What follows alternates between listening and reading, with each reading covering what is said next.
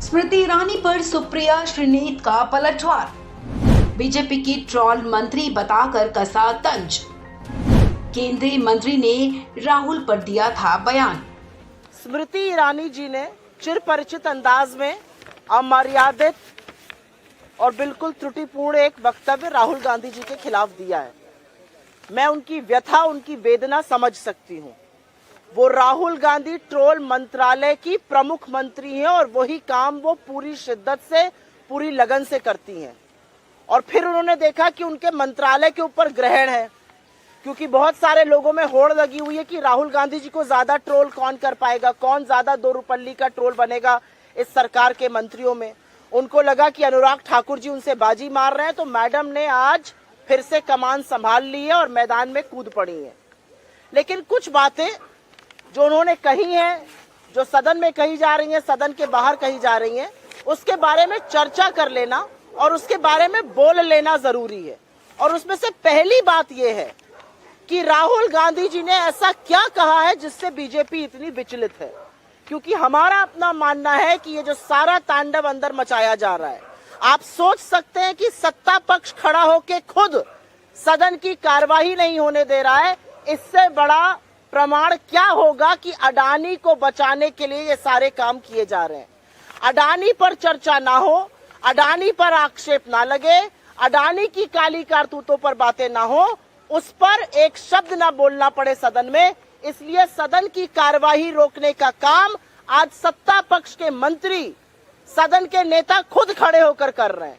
नारेबाजी अब सत्ता पक्ष कर रहा है सदन में कि सदन ना चल पाए, और ये लोकतंत्र को क्षीण करना होता है। राहुल गांधी जी ने जो कहा कि एक विश्व है, वो अमेरिका और चीन दो दिशाओं में खींच रहे हैं। भारत का लोकतंत्र विश्व के लिए सौगात है और हमारा लोकतंत्र डिसाइड करेगा वैश्विक लोकतंत्र की दिशा और दशा क्या होगी। इससे बड़ा लोकतंत्र का प्रहरी और दूसरा कौन हो सकता है, और वो भी विदेशी जमीन पर जाकर ये कहना। आपको बड़ी दिक्कत है विदेशी जमीन पर जाकर उन्होंने कहा। सुनिए वो सारे वक्तव्य जो मोदी जी ने विदेशी धरती पर, चाहे वो चीन हो, चाहे वो मॉस्को हो, चाहे वो यूके हो, जर्मनी हो, यूएस हो, साउथ कोरिया हो, ऐसी कौन सी भूमि है जहां पर उन्होंने जाकर देश का सिर नीचा करने का काम नहीं किया। जब आप चीन में जाकर ये कहते हैं कि हमने क्या पाप किया था, हम हिंदुस्तान में पैदा हो गए, ऐसे लोग सोचते हैं, आपको लगता है देश का सिर और देश का मान बढ़ाने का काम आप कर रहे हैं।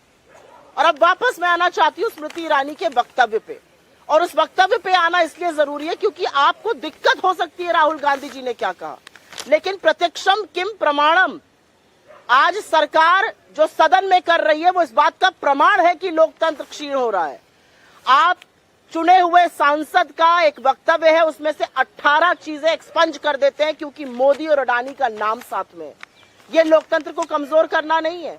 आप प्रतिपक्ष के नेता कांग्रेस के अध्यक्ष के बयान से नजर नहीं नजारों की बात करते हैं कि शेर को और तमामों चीजों को एक्सपंज कर देते हैं। ये लोकतंत्र का क्षीण होना नहीं है।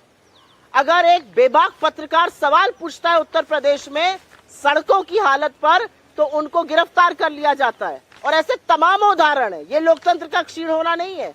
चुनी हुई सरकारों को पैसे के बल पर, एजेंसियों के डर पे गिराना, ये लोकतंत्र को कमजोर नहीं करता है।